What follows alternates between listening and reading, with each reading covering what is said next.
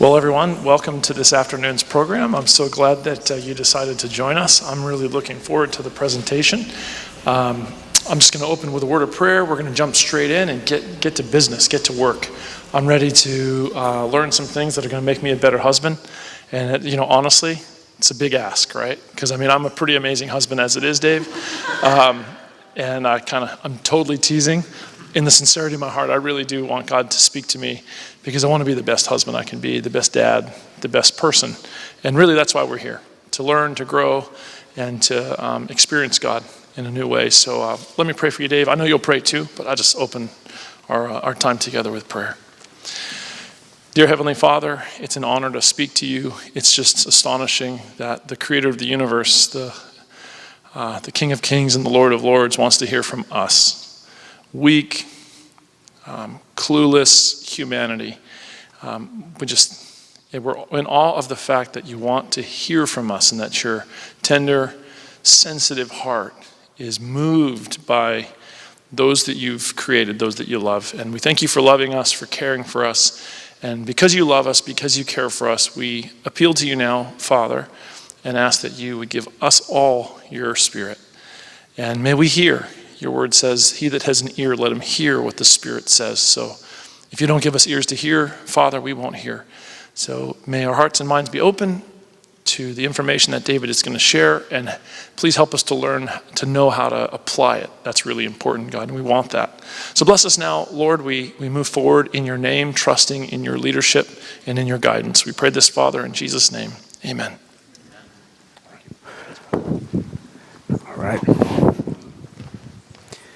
All right. So everybody that's here, does everybody here have handouts? If you didn't get one from last night, okay, so we do have some up front, and maybe we can have some helping hands to distribute some of these. But it'd be good to have all three of them. So last night we had the one that was an introductory session. It's the R questionnaire. And so R is just an acronym. It's accessibility, responsiveness, and engagement. These are ways for us to know how we're generally doing as a couple. How are we doing responding to each other? So you notice that the first couple presentations that we did very much were intended to be a little more generic, like not specifically targeting couples just because, we're in more of a mixed group. But for this one, this really is targeting couples in particular. So a quick book recommendation I would have for everybody. There's a book called Created for Connection. This is by Sue Johnson and Kenneth Sandifer. There's a non-Christian version of this that's that's called Hold Me Tight, but both of them have the same information. Just this one also adds elements in there for Christian couples. And so I strongly recommend this book. It's a very good one. Today, as we're going through, we are specifically just going to be focusing on the first step in this process, right? So there's no way that I'll be able to walk everybody through the entirety of a program in 1 hour. But we can get a good label on what is happening in our conversations with each other and how to begin to shift these conversations. Now, for those of you who are not married and maybe are looking to be or just maybe have close relationships, this still will help because these patterns of communication that happen within the couple, to a lesser degree, can happen also in other close relationships. So I think you can still find some benefit, but this one is largely targeting couples. All right, so does everybody have the handout now? Anybody still missing it? Or okay, all right, so we're all good there. All right, so before we get into this, as Pastor Paul just alluded to, I want to have just a word of prayer with you, just because there's a good amount of information, but I want to make sure that we leave time for Q&A. So this one will actually be a little bit shorter than our other presentations so far, but that's intentional so I can make sure that I'm answering questions that are more directly related to what each person might individually need. We have a smaller group, so this actually allows me to be able to answer more questions. So with that being said, let's go ahead and just have one more word of prayer, and then we will get started. Our Father in heaven, we thank you so much for the privilege of being able to come before you in prayer and to have this time where you can instruct us on how to be better spouses one to another, to have more clear and effective communication, but not just for the purpose of having fancier words to say, Lord, but having hearts that are able to meet the needs of the other, Lord, and to have our needs met as well, Lord. I pray that you would allow marriage to have its rightful place once more, Lord. It's a beautiful institution that was given to us before sin was in the world, Lord. You gave us this wonderful institution where we can experience love between one another and have some hint of how much you love us, Lord. For indeed, Christ is the husband to his church, Lord. And so I pray that as we hear this message today, it would draw us closer to you and to each other. I pray in the name of Jesus. Amen. All right, so as we've been talking about attachment, that's been the framework in which this Creative for Connection program is really based on that particular theory of attachment. I wanted to talk a little bit about love. So now that we are a little bit smaller here, I want to ask a question. When you hear the word love, what do you believe the definition of love is? Just throw out some words. Like when you think of love, what is love to you? And it could be a sentence, but like, what is love to you? Connection, and I heard comfort, unselfishness, caring. All right, anyone else? Service. Yes, definitely. Compassion. All right. So, reaching out. Yes, definitely. There is that reaching out that happens with love. Love compels us to move towards someone. Now, all of these words that you're using, they're all relational. And this makes it very clear that if God, like we know in 1 John 4, it says that God is love. Now, you'll notice that none of those things, love itself is something that does not make sense unless there's someone to love. Right? Like love just can't happen. It's not like rocks. Like rocks don't require people to exist. They can just be there. But love requires there be a person capable of experiencing it, someone who's capable of sharing it. I'm just going to share with you some interesting facts about love and how it has an effect on us. So some of the early experiments that were done, I think I shared last night about how in the early hospital settings, I think it was all the way up to the 1960s, when children were sick, their parents were supposed to drop them off and not be with them in the hospitals. Which now, I mean, if you just think about something like that now, I mean, I don't know if you can imagine taking your 2-year-old who's like sick to the hospital and say, here, we're going to drop you off and you're going to be here with strangers and get poked and prodded and all that stuff, and we'll come back in a couple of days or a couple of weeks and just see how you're doing. Anybody want to drop your 2-year-old off in that kind of situation? But the philosophy at that time was that love was something that was either making people weak or something that was a sign of immaturity. People who needed love were weak. Well, since that time, there's been some research that I don't even know if it should have been done. I think common sense would kind of tell us that, if your child is screaming and crying and just completely distraught, that's not going to support healing. But nevertheless, sometimes it takes us a while to realize we don't know what we're talking about. But after that time period, they actually have done some research that shows how important love really is. A few instances of research I wanted to share with you is, first of all, there was a film that was produced by James Robertson. It was called A 2-Year-Old Who Goes to the Hospital. And in this particular film, it documents how this child was dropped off at the hospital. This child is like screaming and crying and wants her parents. And after about 2 or 3 days, she's just like despondent. She's just like staring off into space and just not reacting. And by the time her parents come there, she just kind of glossed over and staring out into space. Now, this raised a lot of ruckus during that time, to the point that instead of the people responding to it, because he sent it to like the Committee for Physicians and all these things, instead of responding to it, what they did instead is they dismissed it as a fraud. And so there was like this actual resistance to believing that this information could be real. It was actually rejected as a fraudulent film. Following that, though, there were a few other discoveries that would be yet to be made. Having close ties with people turns out to be extremely vital. Lewis Hockley, who's at the Center of Cognitive and Social Neuroscience, stated that loneliness raises blood pressure to the point where the risk of heart attack and stroke is doubled. Doubles the risk of heart attack and stroke from loneliness, just from that one factor. Now, COVID and all this isolation that people had to experience actually had some pretty detrimental impacts on people. I've seen more young people coming in for therapy and counseling, and when I ask them, usually one of the things you want to ask is, when did something start? You know, I'm sure that people who work in the medical field, same thing. You want to know the onset, when these symptoms first started to show up, and many people, both in couples and children and families and adolescents, are tracing the time where this stress got worse for them back to COVID. When they did not have social connections, when they were left in isolation, these things actually had negative effects. Sorry, this thing keeps rubbing up his face. The second thing that they learned, so loneliness is a huge factor. The second thing that they learned was that emotional isolation, this is from James House from the University of Michigan. He said that emotional isolation is a more dangerous health risk than smoking or high blood pressure. That is incredible. Now, you might be wondering what this has to do with couples, but what they also found is that when a couple is experiencing distress, it has the same impact as being lonely. Like, it actually has a similar impact on the health. In fact, they did some interesting experiments on this one in particular. It says distress in a relationship has negative effects. When they took blood samples from newlyweds, they noticed that after they had a spat or a fight, they had higher levels of stress hormones, and their immune system was more depressed. That is, their immune system was not working as well. And after a single fight, their immune system can stay in this depressed state for over 24 hours from one fight. Now, if you keep having fight every day, guess what happens to your immune system? It stays in this depressed state, and then you get sick more often. Now, you probably have heard some of that research that people who have close relationships have longer lifespans than people who do not have those close, intimate relationships. But this is part of the reason why, is because it's not just like having another person there, but when we don't have a happy relationship with somebody, it's literally affecting our bodies.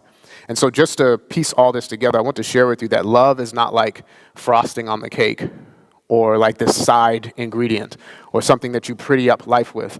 It's an essential ingredient. Like, it's not something we can actually do without. We are designed for human connection. Like, love and bonds and relationship are essential.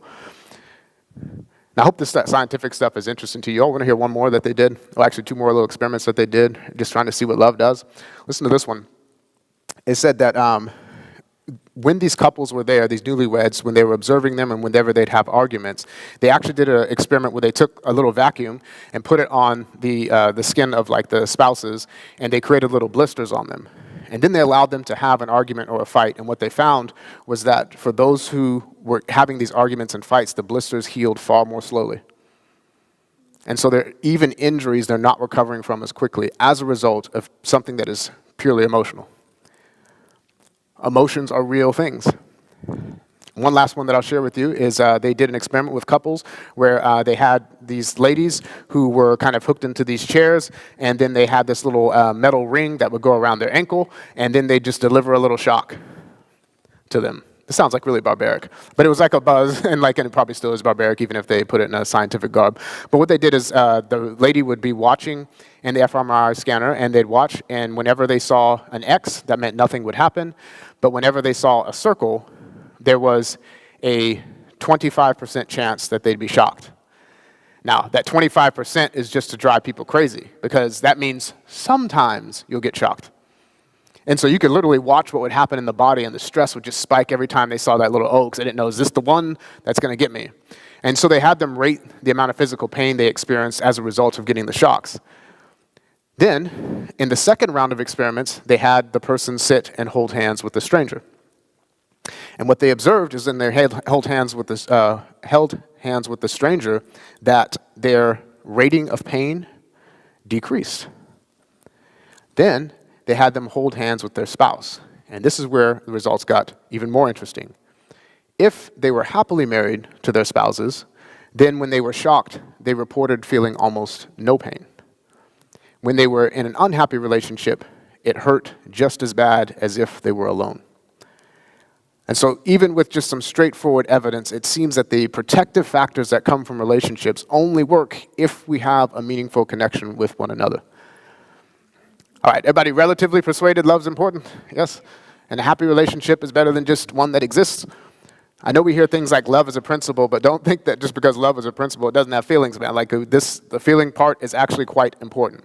So what we're going to be talking about today is one of the cycles that can get us caught in this pattern of distancing ourselves and getting in these constant conflicts without seeming resolution. So we are designed for connection. The scripture that's put up here from Psalm 36 and verse 7 says, "How priceless is your unfailing love, O God. People take refuge in the shadow of your wings." We are designed to have these kinds of relationships. So the goals for this particular program that we're just going to be looking at the introduction to is to get to a place we can understand love, understand emotions and needs, control some of these negative dances, shape a positive loving bond, and grasp how bonding, science, and scripture sing the same song, a song about the possibility of living in love. So this will be the objective. Now, just as a side note, one of the things I am looking forward to doing in the future is actually just putting on a full version of this. And if that'd be something people would be interested in, please just let me know. In this particular one, I would not have to be in the capacity as working as like a therapist, but just somebody who's facilitating the program. But anyway, we have all the materials for that. But if it's something that people would be interested in getting further into, please do let me know, because interest kind of makes it more worthwhile to put it on in the first place. All right, so some of the key concepts. So the first question is, I was asking earlier today, what is love? Is love just about sex? Is it just sentiment? Is it fever, delusion, addiction, friendship? If you look into a lot of the popular science, it describes it in many of these terms. That it's something that just burns hot and heavy in the beginning when we're just attracted to each other. But as it turns out, the most satisfying parts of a marriage are actually not just the intensity in the beginning, although that is extremely important. It's actually the long-term romance that has the longest impact on the health and on the overall happiness and well-being of each person. I also believe that love is logical. Now, this one does use some language that I wouldn't necessarily use, but this is the program here. It talks about a mammalian survival code. So human beings are obviously not the only ones that experience love. You can see animals also nurture each other. But I believe that there is a deeper sense in which God has designed us to be able to experience that. And as we were hearing earlier today, it's like a neural duet. When people are in love with each other and really making those connections, your brains and your bodies actually do line up and sync with each other. So what I'm going to be doing here is we're going to be focusing on the negative cycle. So I'm going to kind of just skip over to specifically what happens when people get caught in this negative dance. Now, I think everybody said you have this R questionnaire here, the ARE questionnaire. On this one, it asks you questions that I would like you just to take a look at. So if you have that one, just take a look at this one here. So one of the first questions that it asks on here is your partner accessible to you? That accessibility is so important. If we don't feel accessible to one another, then that oftentimes can be the beginning of what keeps a conflict entrenched. So is your partner accessible to you? Now, even if you don't score very highly on this, it's not hopeless, because there are ways to get unstuck. But it says things like, I can get my partner's attention easily. My partner is easy to connect with emotionally. My partner shows me that I come first with him or her. And so you can take a look at those. But these are really important questions to go over. The second thing here is that if you're just looking at the questions, you can actually see what some of the solutions are. Like your goal should be to make the answer to every one of those questions for your spouse, yes. So now everybody can just leave. Now you're all done. So if you can actually turn all the questions like that to yes, honestly, it doesn't even matter what the content of your discussion is. If you remain in a space where you are accessible, responsive, and engaged, notice none of them say, does your partner agree with you?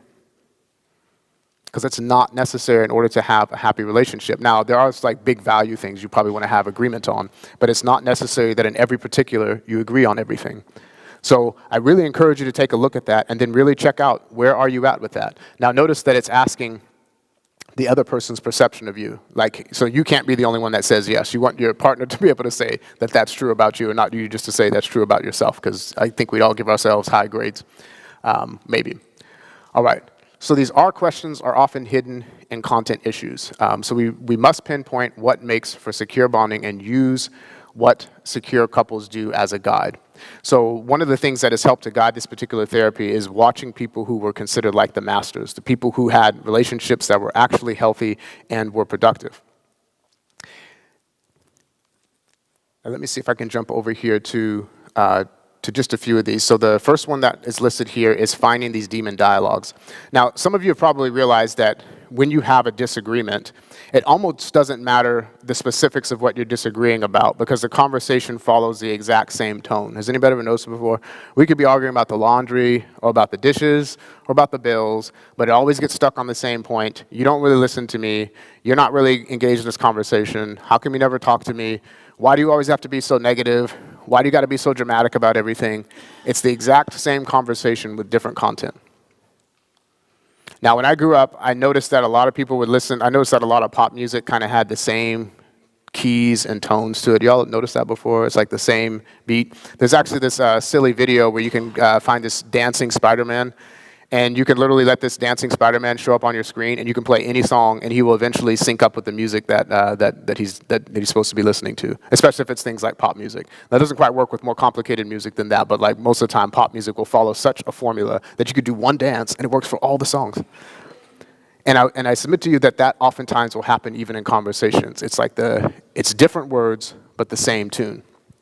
Now, one of the things they found with couples therapy is that when couples therapists taught people communication skills, that would tend to kind of turn down the volume of the music. Like if I can start the conversation slowly and say, okay, now I'll hold the feather and then you talk, I talk, and then you hold the feather and then you talk, right? Which is helpful to stop cutting each other off, right? But it's a little bit like turning the music down, okay? But if you turn the music down, has the song changed? No, you can adjust the volume all you want, but if it's the same song, what oftentimes will happen is people will have the same discussions more quietly, and then they quietly still divorce each other, because that's just not how you get to the bottom of it. So let's take a look at some of these demon dialogues that can come up. I don't know if you'll be able to see it on the slide here, but I have it written down on my side, so I'm going to see if I can jump over to this with you. All right, so this demon dialogue. So if you actually look at the first handout here, this first one says in-class exercise session 1, and it says recognizing demon dialogue. So if you want to just take a look at this one here, this one actually begins to map out the types of demon dialogues that can come up. I think I have one more up here. Okay. All right.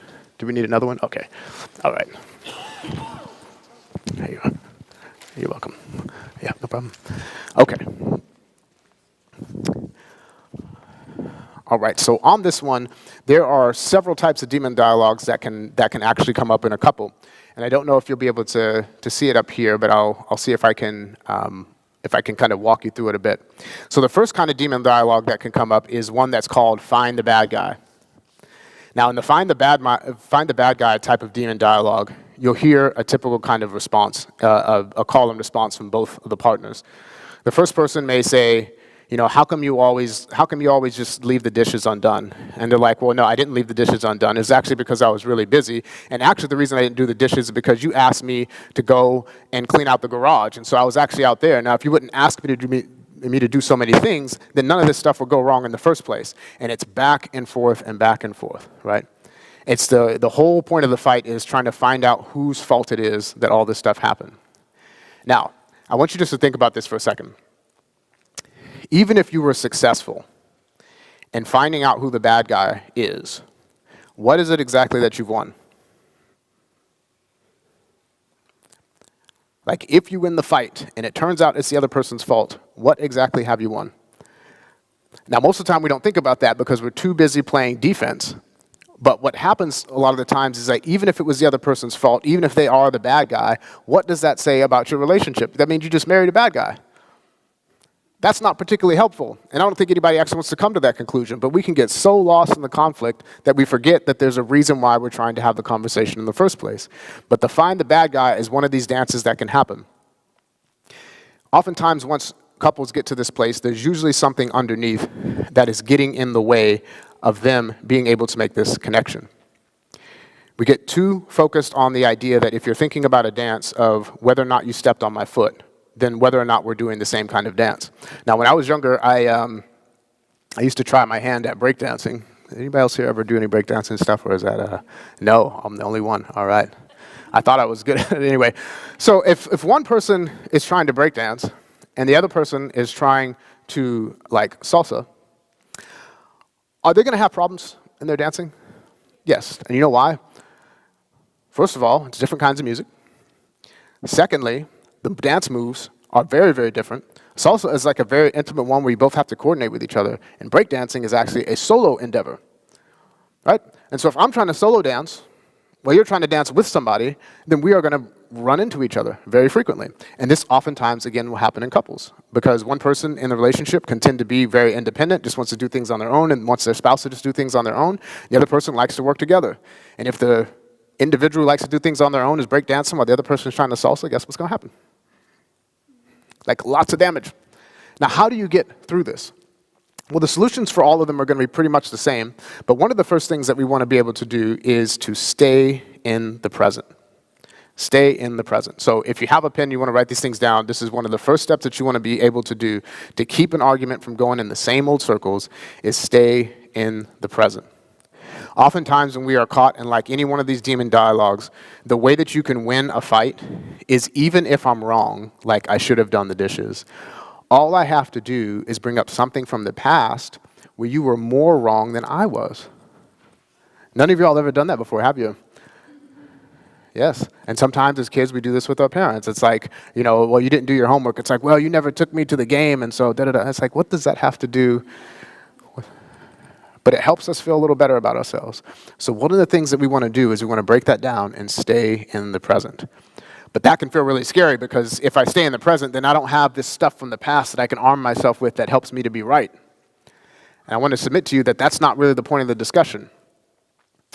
One of the things I try to tell couples when I work with them is, don't worry about winning the argument. Worry about winning the person. Okay? So if you've successfully defended yourself by bringing up all this stuff from the past, you have not successfully won the person. But if your goal is to win the person, then staying in the present is really the only way to get there. So then my wife comes to me and says, David, you didn't do the dishes. Now I can say, I'm sorry, but if I've been using that line for a long time and she's just like, I'm tired of sorry, I want to see actions, then that's not really going to work. So one of the things I might want to do is venture a question, and I'm not going to ask it in a snarky way. What I'm going to say is, dear, how come this is bothering you so much? Because I did forget, it wasn't on purpose, but why is this bothering you so much? Now, immediately by asking that question, I'm no longer in a defensive place. I'm actually attuning to her. I want to find out what in the world is going on and why is this bothering her so much. And you know what? Sometimes it'll turn out that the reason that's bothering her isn't because dishes are hard to do. It's probably bothering her because she's had a really stressful day. Incidentally, I do the dishes. Like, I really do. But I'm just using that because everybody knows about dishes. And so, but if I ask her that, now I get to actually learn about what's happening in her day. I get to find out why she's feeling so stressed out. And a lot of times we stop talking about dishes and I'm just there for her. And sometimes, if I'm really savvy about it, I still don't have to do the dishes at the end because I've talked to her. I'm just kidding. No, don't do that. But you can actually stay present in that conversation and make sure that we've actually had a real connection. The second thing is to recognize that because this is a cycle, there is no starting point on a circle, right? So you can point anywhere on the circle, but I guarantee all you have to do is trace it back a little further, and you can always make the other person the bad guy because at some point they were involved in the process. But you know why that's not surprising? It's because you all are in a relationship, right? So if you're always engaging with each other, all you have to do is figure out what just happened, and then that'll be that person's fault, and they figure out what happened before that, and then it's their fault. So, wife says, you didn't do the dishes? I say, yeah, but last night, you didn't help put the kids down. It's like, well, no, I didn't put the kids down, but that's because you came home later than you were supposed to. And that's like, well, I came home later than I was supposed to because you spent more money than you were supposed to. And then we just keep going backwards until we're like, well, this is pointless. but it's pointless because we're no longer talking about what actually matters. All right, so this makes sense to everybody?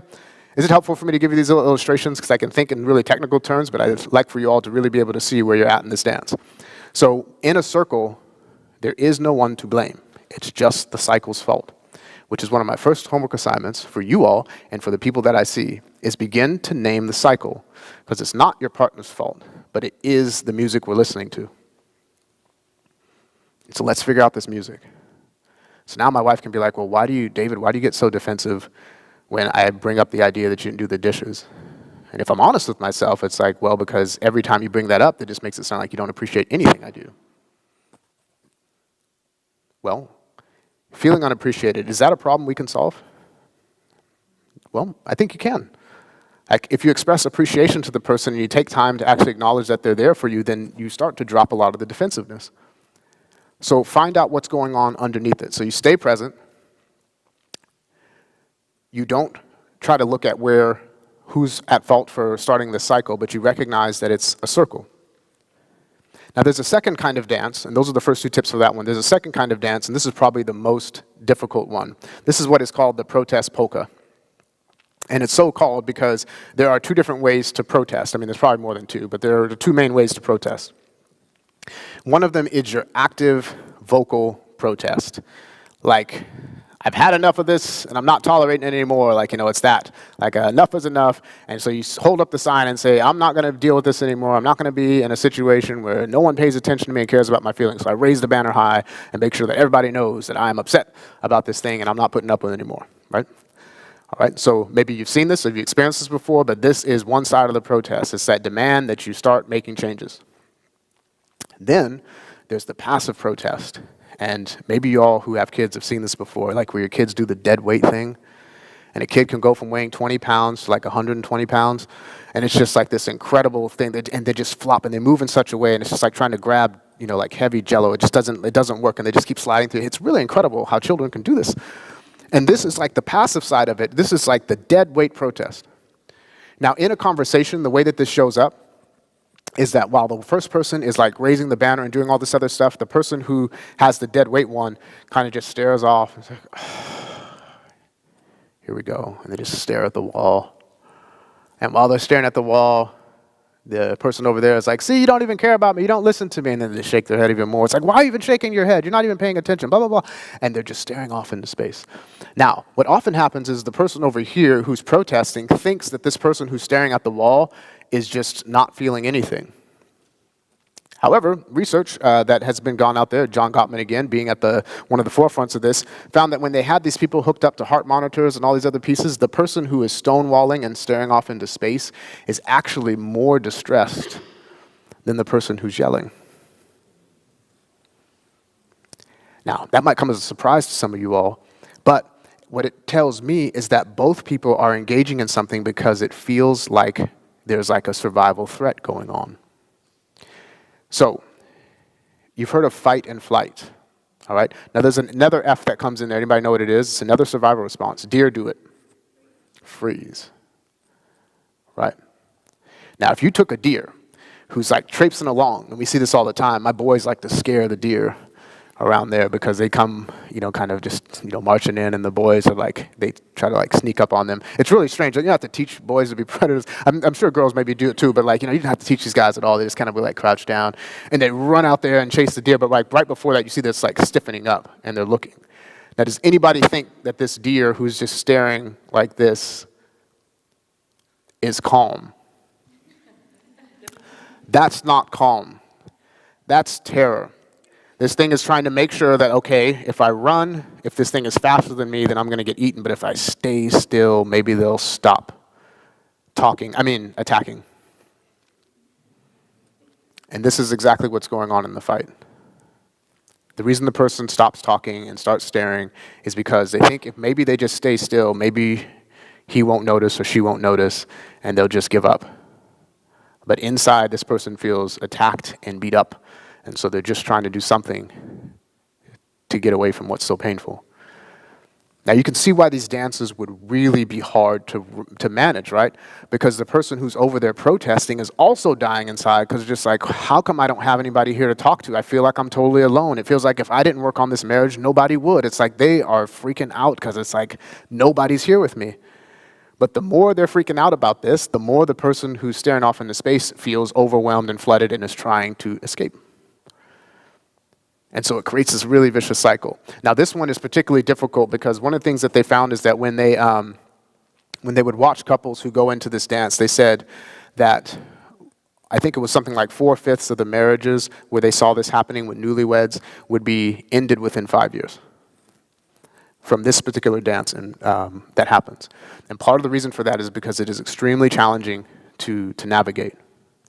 Now, while it's hard to navigate, I would say it's extremely hard to navigate on your own. If you have somebody, and if you all are working through something like this, like if you decided you wanted to get this book and you wanted to work through something like this, it actually helps you to navigate out of these things. Or if you talk with a professional, they can really walk you through this. But I do want to share with you all some tips for how you walk out of this. So, one of the first things that I will talk to people about when I see this kind of protest polka is exactly what I was sharing with you, is helping them to stop protesting for a second and start talking about what's happening inside. Like, why are you staring off into space? Now, the first thing you're probably going to hear is, for the person who's staring off, or they're saying, oh, here we go again. Like, that's usually the comment that comes out. Here we go again. You're going to tell me about all the ways that I messed up and da-da-da-da-da. And okay, and it's like, all right, so what's going on with this here we go again? Why does that bother you so much? Well, it's like, once we go into this here we go again cycle, I already know that nothing that I do is going to make a difference. Now, I want you to notice this. If you conclude that nothing you can do is going to make a difference, then what are you going to do? Nothing. And guess what happens when you do nothing? Nothing. Y'all are really good at this. Y'all must have taken this class before. When you do nothing, nothing changes. But that is an assumption. Now, granted, the person has tried some things before, but the last few things that they tried, they didn't work, mostly because instead of trying to address and connect with the person, they simply either tried to problem solve or dismiss, diminish. Like, it's not that big a deal, let things cool off, wait till tomorrow. One of the things that, one of the analogies that I used before was kind of like this idea of letting things drift down the river. I remember I was talking with somebody who has more of that tendency to kind of shut down and stare off into space. And they said, well, you know, I'm kind of somebody who just kind of goes with the flow. And I said, okay, I can get with that. That makes sense. Go with the flow. Like, you know, just, it sounds so smooth. Go with the flow. Like, you know, and you run into something, hey, no big deal. No big deal. That rock is over. We can just move on. Now, the problem is, I said, well, let's just imagine, I like to go with the flow because I think that's super helpful to get through some things. But let's just imagine that you're going with the flow, but the thing you're flowing in is a circle. And you keep running into this rock, and it really hurts. And you're like, hey, man, just go with the flow. Go with the flow. You don't have to remember the past. Now, what is likely going to happen if you keep going with the flow and you keep hitting the same object over and over again? What's not happening for you? You're not learning anything. Did you know did you know that that's the entire purpose of memory, is to learn? You have a memory so that when you've been through something, you know how to navigate it next time. So if you go too far with the flow, then the chances of you actually learning from the last time we had this conflict goes down to almost zero. So I said, hey, I don't think you like getting hurt, so let's figure out if there's something that keeps happening that's a pattern here, because you notice that something happens, you get upset, she gets upset, let's figure out what's going to actually help you. And so I go through a series of questions with them, which I'll go over with you in just a moment. Now, let me give you the last demon dialogue, and then we're going to go through these points, and then from there, I'm really going to just leave it open for some Q&A. All right, so the third type of demon dialogue that comes up is what's called the freeze and flee. Now, freeze and flee is, as you can probably hear, it's like the one person who kind of stares off and the other person who runs away. Now, with that kind of response, there's no engagement. So oftentimes, by the time you see this kind of couple, the way that they will show up is that they'll just be quiet. Nobody has anything to protest because nobody's saying what they want, and so it just stays silent. Now, these particular couples don't tend to last very long, and sometimes this freeze-flee couple that has this cycle of engagement tends to be the folks who were in this protest polka and now have dropped into the stage of where the person who does a lot of the pursuing and a lot of the active protest has just given up. When that happens, incidentally, when the pursuer stops pursuing, when the person who protests stops protesting, that tends to be like one of the biggest warning signals that we've kind of hit. We've kind of hit a rock bottom here, and we definitely need help. It's not over, but that's definitely a large signal that we need to be able to do something. So when these couples come in, you ask them like how they're doing. It's like, oh, we're okay. And I remember I worked with a particular couple like this that came in. I said, hey, what do you guys want to work on? It's like, well, we're really not that happy. And I'm like, okay, cool. Well, how often do you argue? It's like, oh, we never argue. We're actually pretty good about that. It's like, oh, so then what's the problem? It's like, well, I don't know. When I asked, well, like, how do you all do with household duties? Oh, yeah, we got that worked out. You know, she does this, I do that.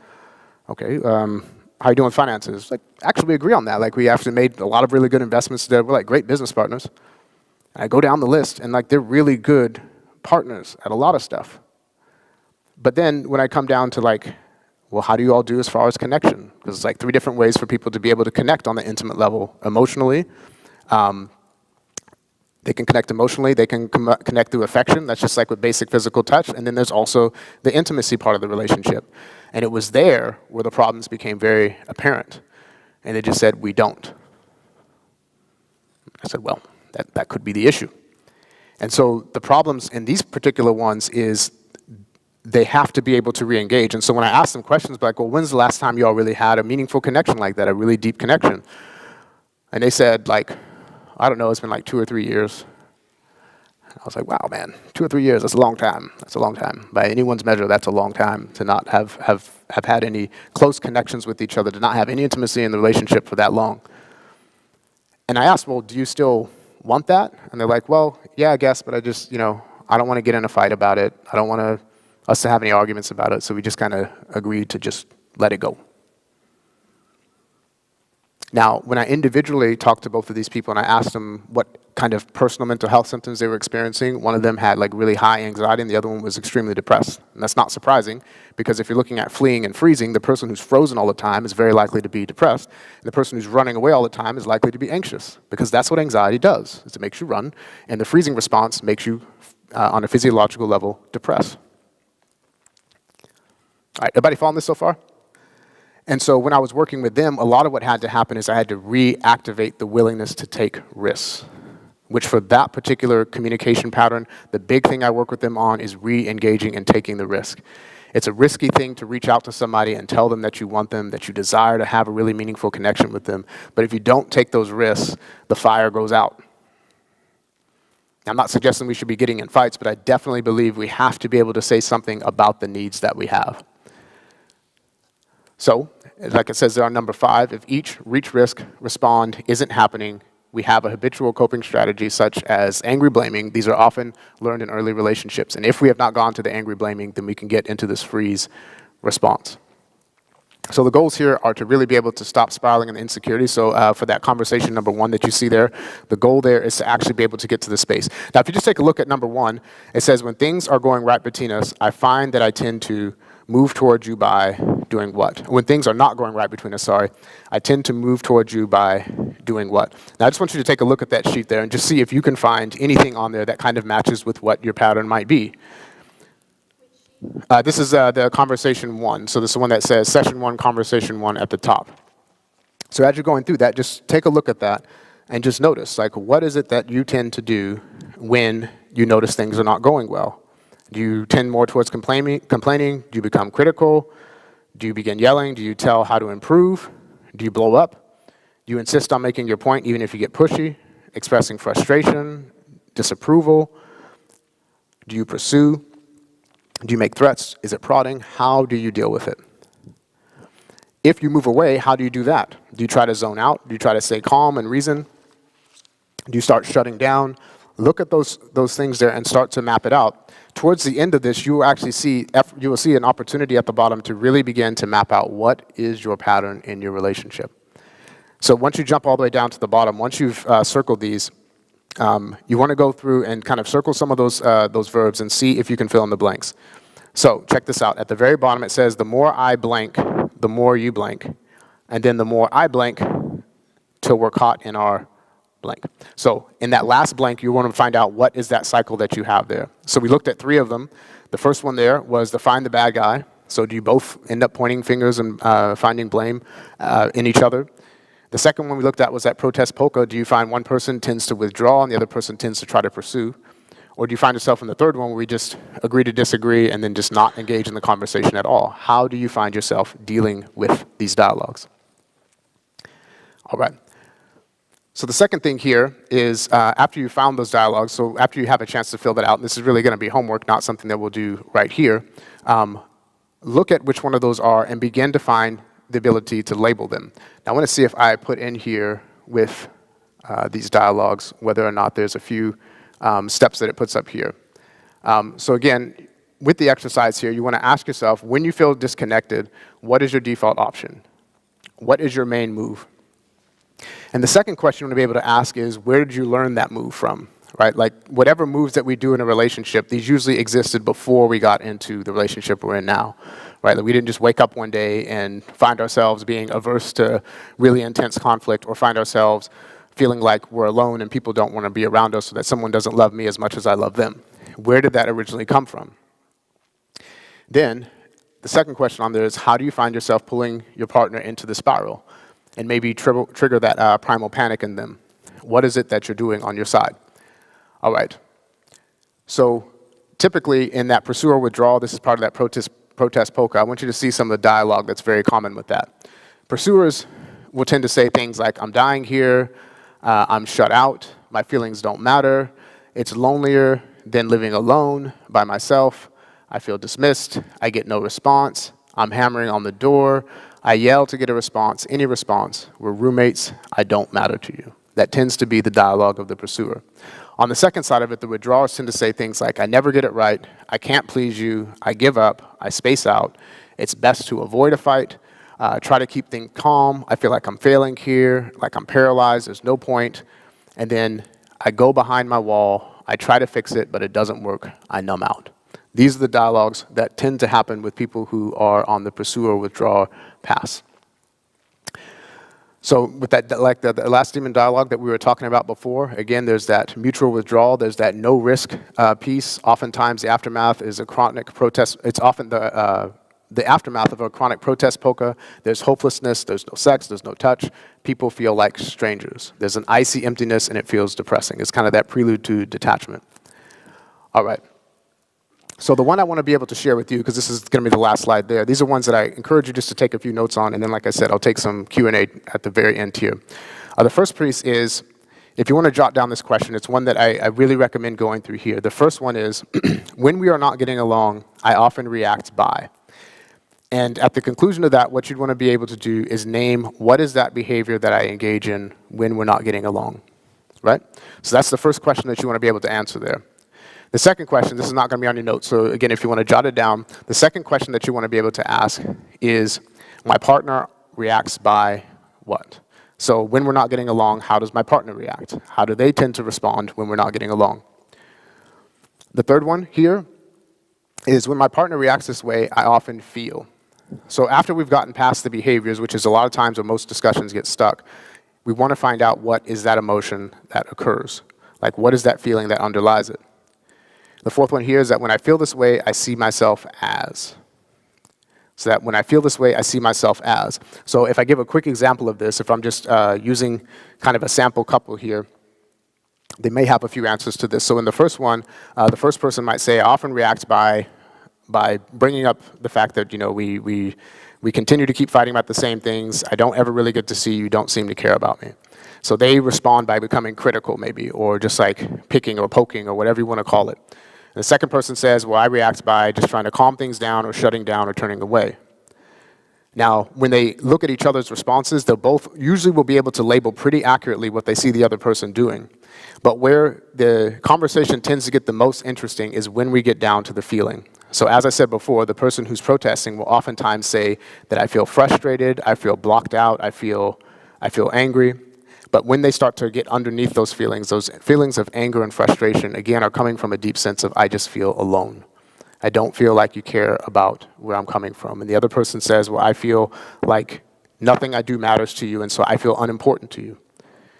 Once we get to that place, I'll ask them, how do you see yourself in the relationship? And usually that's where people will begin to look at they'll begin to look at what their role and position is. Like when the first person says that I don't feel important, I feel like I'm small, I feel like I'm back in this situation where no one cares about my needs, right? And so as you go through these questions, each one of these will allow you to get to the underlying need. Because when I'm in this place where I feel like I'm all alone and no one cares about me, the needs become very simple and they don't have to do with dishes anymore. It just might be, I just need you to be able to tell me that you actually appreciate me, that what I do really matters. I need you to be able to tell me that you're still attracted to me, that you still love me, that I'm still somebody that you want to be close to. Once couples get down here, I can tell you every single time they go from arguing and angry to actually just patiently and closely listening to each other and beginning to develop those connections and bonds. So those are the 3 demon dialogues, and these are some basic strategies that help you to begin to break out of these dialogues, and these are some good questions that you can ask yourself and each other to identify how these demon dialogues can come up for you. All right, so I'll stop here and maybe just stop here and pause for some questions, because I think some people have questions, and because this is a larger context, if this was a smaller group, I'd actually be asking you all, like, hey, what do you notice happens with you? But I also want to be mindful of not putting folks on the spot. So at this point in there, as we're looking at these different kinds of dialogues that can happen, these constant cycles people can get caught up in, I want to find out, are there any questions that you all might have, or any questions that maybe I can throw out there based on what we've shared so far? All right. I've just been talking so solidly for 45 minutes. I don't know if anybody knows what to do with the silence there. All right. So any questions that come up around this, around how do we get unstuck when we get stuck in these patterns of dialogue, when we get caught in these same cycles and loops?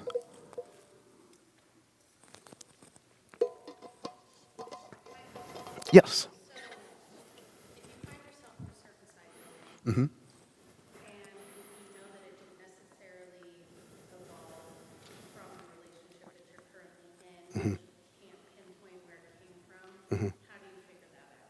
Yes, that's an excellent question. So yes, if you know it didn't start with the relationship, how do you figure out where it came from? Okay, so there's some really key questions that I'll ask people. And I'll see if I can use a case example. So sorry, I have to process a little bit because I have to make sure I'm changing names, and so I'm not identifying actual people when I talk about this. Okay, so one of the examples that I use is I was talking with a woman who was having difficulty really kind of regulating herself. She would get super upset and frustrated and would go into this place where she's just almost out of control and almost impossible to reason with her and all these things. And so her husband would get really upset and be like, well, see, this is why I can't talk to her, because she's so out of control. And I said, okay. So we go down these questions I'm asking that I wrote down here, and I ask, okay, what's going on for you? Well, I feel really upset and distressed. I feel like they don't really care about me. They're not here for me. I asked them, okay, have you ever felt like this before? And I said, yeah, I feel like this all the time in the relationship. I'm like, okay, that makes sense. Can you tell me what's really kind of happening in your body? What do you notice that your body wants to do? So the reason I bring it back to the body is you'll notice that all of your emotions include your physical person. Your emotions are actually designed to get your body moving in a very specific way.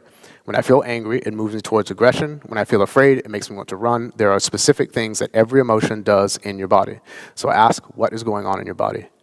And they said, I feel really tight, like I just want to ball up and scream. And I said, okay, that's really specific.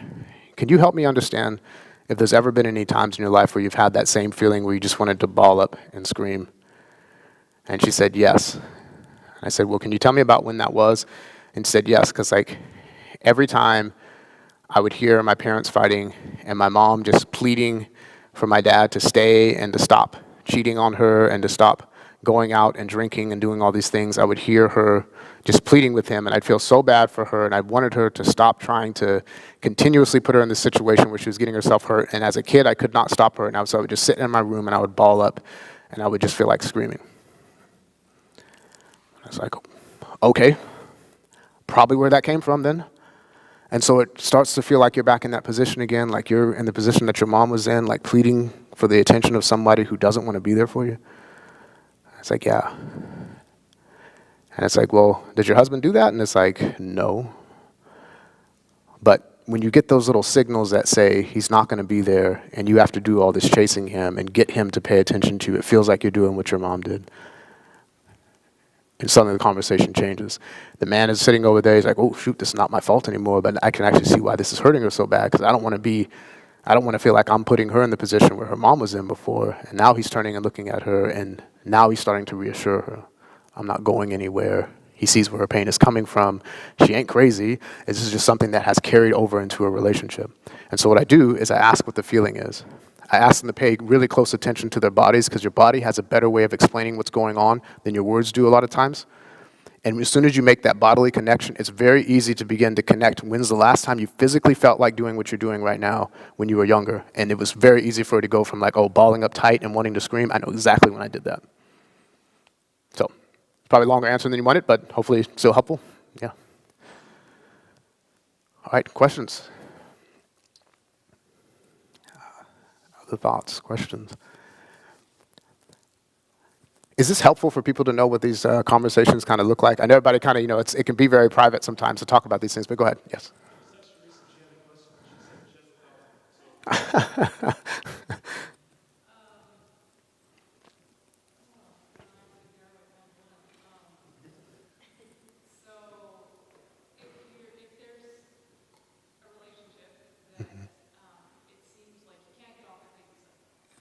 Mm-hmm. Mm-hmm.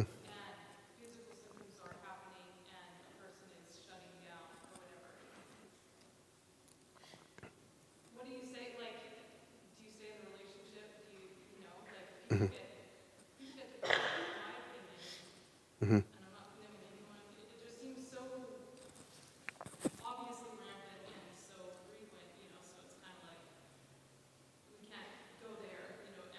Mm-hmm.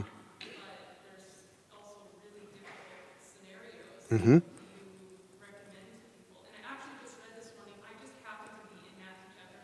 Mm-hmm. Mm-hmm. Mm-hmm. Mm-hmm.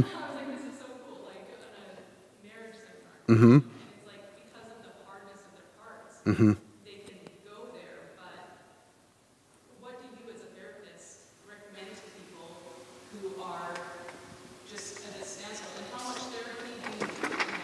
Mm-hmm. Mm-hmm. Mm-hmm. Do you mean just like therapy as an option, or like when do you say like? Okay. Yes. All right. Yeah. So there are some times where like a couple is so stuck, and it's not even really about the stuckness; it's about the motivation piece. So I actually just had a session the other day with a couple where they said, right before we got on, I got to de-identify some details. There was like this really serious death in the family, and there was another serious death that was like less than a month ago. And then once the person got back, I just told them I want a divorce. And so I was like, oh my gosh. It's like 20 plus years of marriage, same fight over and over and over and over again, stuck, right? And so one of the things that I did with them is I said, listen, I'm not, as a therapist, and this is because like as a practitioner, I can't bring religion into things unless people ask for it. So I said, as a therapist here, I can't like tell you what you should and shouldn't do. But I do want to bring to your attention what still may be possible.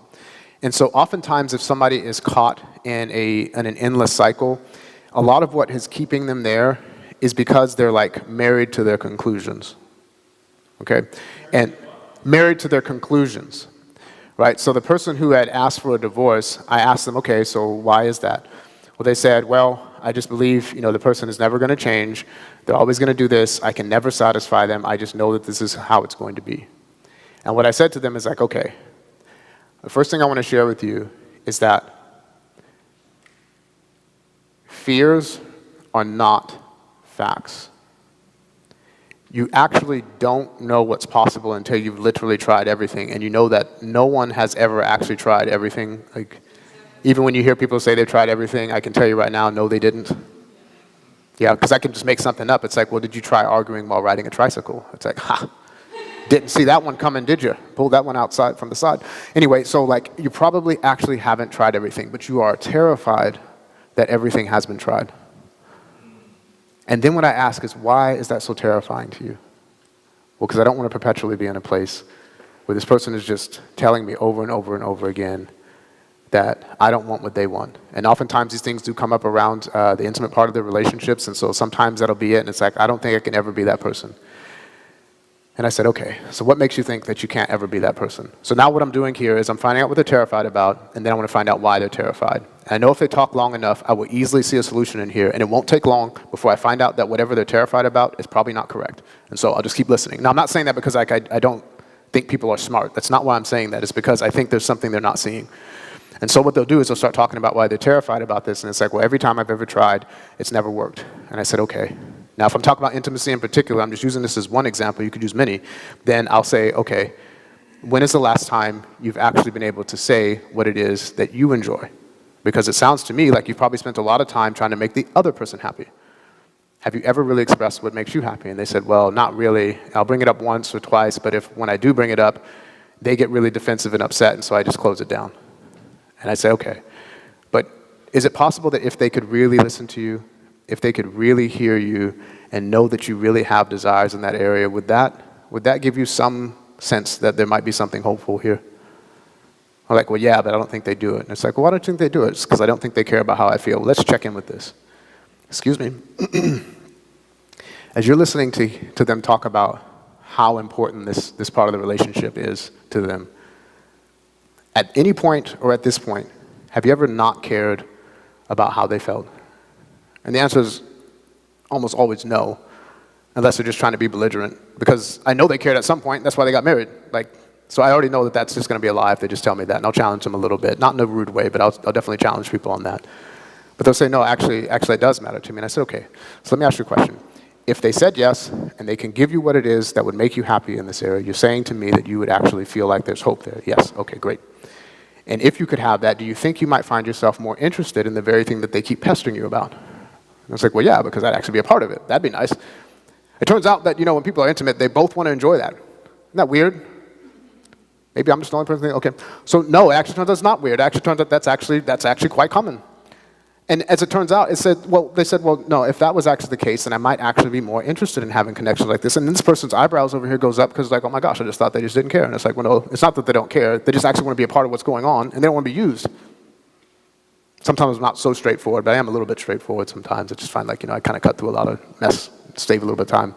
But what I do is I confront what they are afraid of. I ask them why they're afraid of that. I ask them what makes them think that that fear is true. A lot of times once they begin to explain that, whatever they're using to justify why their fears are true, like this person will never change, they don't really care about me, and all those other things, are almost 99% of the time are false. And then by the end of the session, like what literally just happened this past Friday, they're wanting to come back and then they're going to try again, even though they were certain they were going to divorce. 100% certain, yeah. It's a key ingredient that they're both there together and that they're both willing to talk. Because I feel like I've had so many times where I'm talking to a friend and I'm assuring my partner, I'm like, you will be fine together. As an outsider looking in, of course there's things in an intimate relationship, but I feel like I feel bad saying stay together when somebody's hurting, right? But at the same time, I feel like my obligation under God, because I believe that people should stay together. So that's just... Yeah, so in those cases where it's really that difficult, talk to each individual separately. If you feel compelled by the Lord, then I would have both of them talk to somebody separately. Because a lot of times, whatever feelings I'm talking about here, if they don't feel safe getting that vulnerable with each other, it does make it difficult. Like if somebody just decides not to dance, you can't make a dance happen. Right, that statement that it takes two to tango is very true. So there has to be some level of motivation, but once that motivation is present, there is something you can do. You can activate that motivation and make use of it. You can deploy that piece there. But yeah, if somebody's in a place where they're just refusing to try, even God himself has to acknowledge there's some people he won't be able to save because they refuse. Right? So I'm not saying that is not something that can happen, but if you can catch that individual and find out what those basic motivations are, you can tend to re-engage them if they're at least willing to have the conversation. And that's usually, for me, that's about all I need, is just a willingness to actually just be able to have the conversation. But if they're not willing to do that, then there isn't a lot of things you can do, because you can't chain people up and make them talk to each other. It doesn't tend to work anyway. So, does that answer the question though? Okay, all right. Other questions? Because maybe you all know people, and maybe you have questions for yourself, but any other questions that you all can think of, things that, certainly I want to make sure that I can avail you all of any information I can. Like I said, I can't go through, all 7 steps for these kind of conversations, but I can certainly share with you just some highlight points to make sure I'm answering questions you might have. All right. right, going once, going twice. All right. So one of the things that, before we wrap up here, one of the things that I will share with you all is that one of the things that tends to bring a conversation back around is focusing more on emotions than just content. Like, so much of what is keeping a dance going are the emotions that people are experiencing. If you can connect with the emotions, then you have a much better chance at connecting with the person. Just simply connecting with thoughts and ideas is not sufficient to really connect with people. You'll notice the same thing happens in the Bible. You can read what the sermon that Peter preached in Acts 3, but that does not necessarily result in 4,000 baptisms. Anybody ever notice that? Wouldn't that be nice, though, if you can just open Acts 3 and say those exact words like it was a formula and then everybody would just get baptized? That'd be lovely if you could just get something like that going. But it was how Peter said it. That's usually the part that we're missing out on, and it's usually that right there is an emotional appeal. It's something that appeals to the heart. I'm not saying emotions come over facts, but what I am saying is that those two things have to go together if we're going to have anything that looks like love. All right. Okay, so any last questions here before we maybe have a closing word of prayer? Okay, all right. If not, then yeah, we'll come on up. Great. I just want to thank you. Thank you so much. Did you guys appreciate the presentation?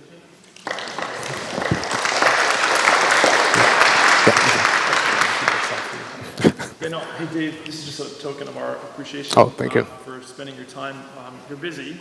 You have a career. You are an elder in the local church in Centralia, and we feel that you were very kind and generous to give us the weekend. So thank you. Yeah, no, it's been my pleasure. Yeah.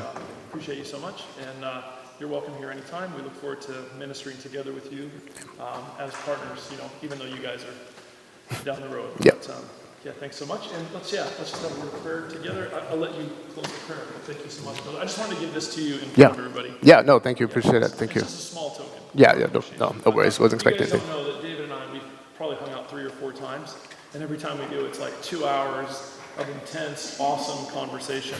And his wife and my wife are just like, okay, guys, okay. But no, it's just awesome. I really like you and respect you, and thank you so much for sharing. It's been awesome. Yeah, no, well, thank you all for your time and attention. Yeah, for sure. Yes. So it's Sue Johnson. Yeah. And this particular one also has Kenneth Sandifer, but the name of it is Created for a Connection. Sorry, let me show you that book real quick. Yes. My wife just said it's not true. She's not rolling my eyes when you guys Oh, there you go. Well, that's good. I'm glad. Hopefully we're not making you all suffer too much. Yeah, I talk a lot, as you all can probably tell. I can talk for long periods of time. All right. Excellent. Okay. All right, well, if that is all, then I will go ahead and have a word of prayer, and then I'll also be around for a few minutes, because some people I know you might have questions, but maybe they feel like they'd be easier to ask in private, so I'll make sure that I avail you of that. Maybe just one quick question I will ask everyone is, like, if we could put on a workshop that was like specifically delved into the details, which would be a smaller setting where people are actually exchanging with one another, do you all sense that people would be interested in something like that? It doesn't have to be you necessarily, but do you sense that people might be interested in something like that if we were able to put that on? Okay. All right, excellent. So I will try to keep you appraised of that as soon as we get to that place. I didn't mention it, but I'm also in school, so this is part of the reason why it's really difficult. It's been a little bit of a challenging weekend, but I like being able to use this for some form of ministry, so we'll keep it. Yeah. Yes, the mental health symposium dates. Yeah, no, Healing Traumatized Brain, but when's the dates? Okay, October 6th and 7th, there will be a mental health symposium that's going to be focused on trauma. And so if you know people who have experienced trauma, you yourself have experienced trauma, we are going to be, there's going to be three of us as presenters there. I don't know how many people know who Jennifer Schwerzer is. She recently got her PhD in clinical psychology. Yeah, she's been on 3ABN. She also sings, but she got into the field of mental health and is also specialized in trauma, especially trauma in the church setting. So she'll be doing her presentation on that. I'll be talking about the neurobiology of trauma, how it affects the brain, and how you can begin to heal it. And then we have Shannon Vega, who's also a therapist who works in the same office I do in Chehalis off of Market Boulevard. She'll be doing a presentation on how trauma affects young people and children. And so if you're interested in that and you believe people in the community be interested in that, please invite people. I believe it's a wonderful way to be able to reach people with the truth of the gospel that is designed to heal not just the soul, but also the mind as well. So I believe so. I think there's actually flyers up front right now too for it that are up towards the front. So yeah, that'll be there, and then I think we'll have more flyers as we get a little bit closer to the date. So, okay. Any other questions before we close with prayer? Okay. Well, let's go ahead and have a word of prayer, and then like I said, if anybody has any questions to ask me directly, then I'll stick around. Our Father in heaven, we just thank you again so much for the blessing of connections that we are able to have with each other. Lord, and I thank you for the gift of marriage, Lord, and I pray that you would bless every marriage that's represented here and those with whom we are connected, Lord, because some of us are here because we want to find out ways to make breakthroughs for ourselves, and others are here because we know other people that we know are suffering in their relationships. And I just pray, Lord, that even though this is just like the surface here, just the tip of the iceberg of things that we can begin to identify, Lord, I pray that you would help us to be able to break these cycles and patterns in our communication with each other. And that if there are larger cycles in our own lives, Lord, even in our relationship with you, I pray that you would also help us to make those connections to you so that we can break free from these dialogues as well. And I just pray that you would bless every person here and that you would keep us safe and bless the remainder of this time we spend in the Sabbath hours. I pray in the name of Jesus. Amen. All right. Well, many blessings, everyone.